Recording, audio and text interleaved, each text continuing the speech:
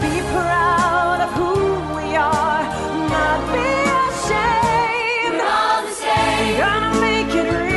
We're all the same. Now let's start to heal and take responsibility instead of blame. We're all the same. Oh, can't you feel it? We're all the same. If we could only see it, then we'd have everything in the world to gain.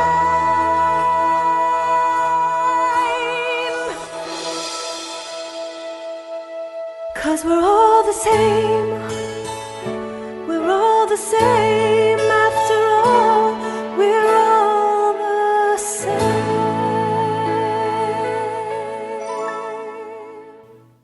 You are listening to A League of Our Own, Smart Talk for Women. My name is Marissa Spano. Your host today is Fran Spencer.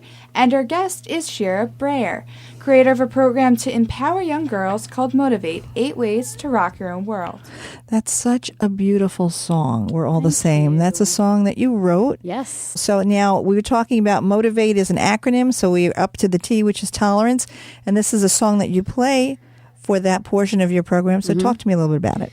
Well, that's where the program gets a little heavier because I share a story with the girls, a very personal story about my dad, who is a Holocaust survivor and who lost his entire family at 13 years old and had to escape to the forest where he lived for 2 years, and really is the impetus for me writing the song, by the way. And I share it in detail with the girls and the moms, and it's a very impactful time of the program. And I think the word tolerance is so important because I think there's a lot of intolerance in the world these days. And I tell them, again, it's all about you. It's all about you. Are you tolerant of yourself? Are you tolerant of other people? And I share a quote with them. The quote is Mahatma Gandhi's quote, which says, be the change you want to see in the world. Because everyone's like, oh, the world this, everyone's intolerant, everyone's, impatient, everyone. Well, what about you? Are you being kind? Are you being tolerant? All you have control over is you. And so when I share this story about my father, it gets really personal. And I share pictures with them about my dad when he was younger and then when he came to this country by himself with no money, no family, no education, no nothing.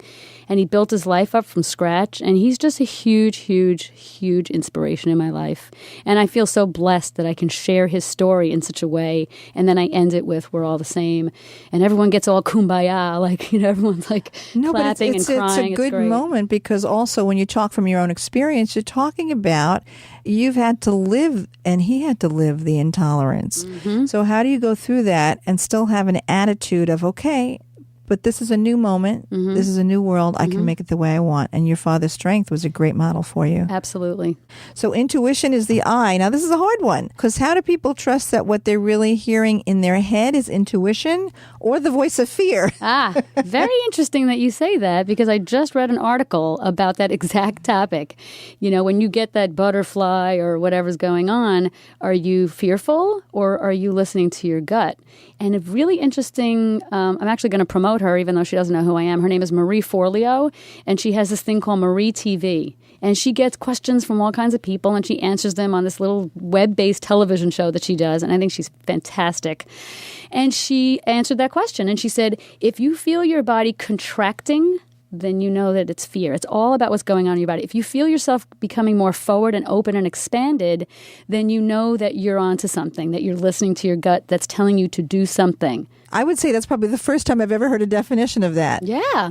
So we get to V, which is vibe. What does that mean? Vibe is an interesting concept. I try to explain to the girls that you are more than your skin and your hair and your teeth and your eye mascara. You are energy, and you give off a vibe. Some people go, I don't like that person's vibe. Or, you know what? That guy I like his vibe. He's got a good vibe. So I try to show them that they're more than just what they see and that they have to be very careful about the energy that they're putting out there. And then, of course, I talk about my favorite word, karma, because what you put out there is what comes back to you. So you got to be careful. So vibe is a very good thing for them to be aware of.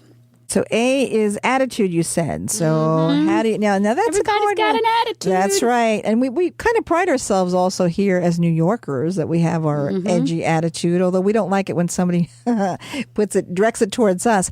But so how do you explain to them how they come off? Because sometimes we don't know how we're perceived. That's right. I really do talk to them about how attitude is everything. Your attitude, your approach to life, your character, that all falls under the area of attitude. And again, you have a lot of control. See, a lot of these skills that I teach them, they kind of overlap a little bit. But I talk to them about attitude, and I give them a very interesting, it's like a numeric kind of exercise. If you add up all the letters in the word attitude with A equal 1, B equal 2, it's like the only word in the English language that adds up to 100. Isn't that awesome? And I basically talk to them about attitude is everything. And it is. It's your whole approach. It's your character. It's what you do when nobody's looking.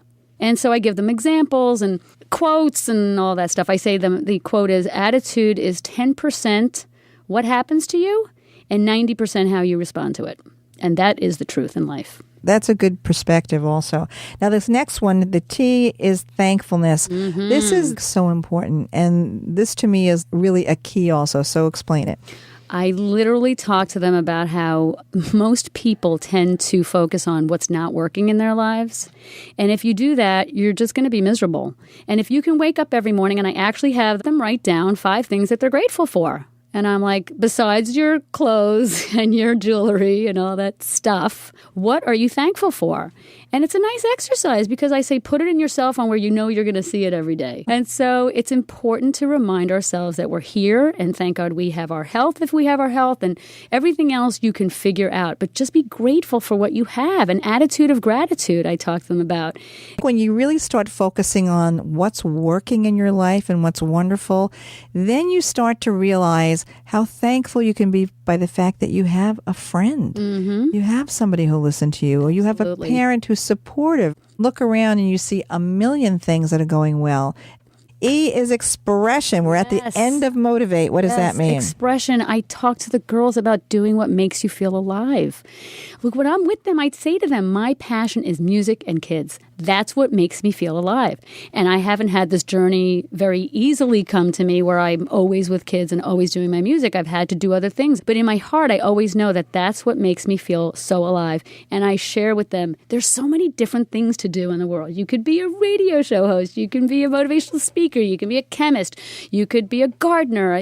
Whatever it is, even if someone says, oh, really? You want to go into that field? You have to stay convicted and know in your heart what you love and go for it. Or else you're going to spend your whole life going, oh, I shoulda, I coulda, I woulda. Don't live your life in regret. So where do you present this program? Because I want to take it. Okay, let's begin. I bring it to any venue and situation that calls for it, whether it's a school, library, camps, Girl Scouts, youth groups, religious institutions, anywhere where I can really help spread this message that is so, so needed. What are the 4 C's? Oh, the 4 C's. So I tell girls right off the bat when I started off with Beyonce's song, Who Runs the World, Girls, and I tell them that I secretly fantasize, like, what if girls actually did rule the world? Wouldn't it be great? So I share something called the 4 C's, which is communication, compassion, connection, and cooperation, which are really things that women are hardwired for, as opposed to men. Men have their own gifts, and these are women's gifts. And I tell them that they have to own their gifts, and they have to nurture their gifts, and they have to share their gifts with the world. So I really start off the whole program with the 4 C's. And once again, the name of the program is Motivate 8 Ways to Rock Your Own World. And to find out more about Sheira and her program, you can consult her website, Sheira, Sheira, Brayer, BRAYER.com. Sheira, obviously, the work you're doing for young girls to help them realize their potential and clarify their goals, it's really much needed.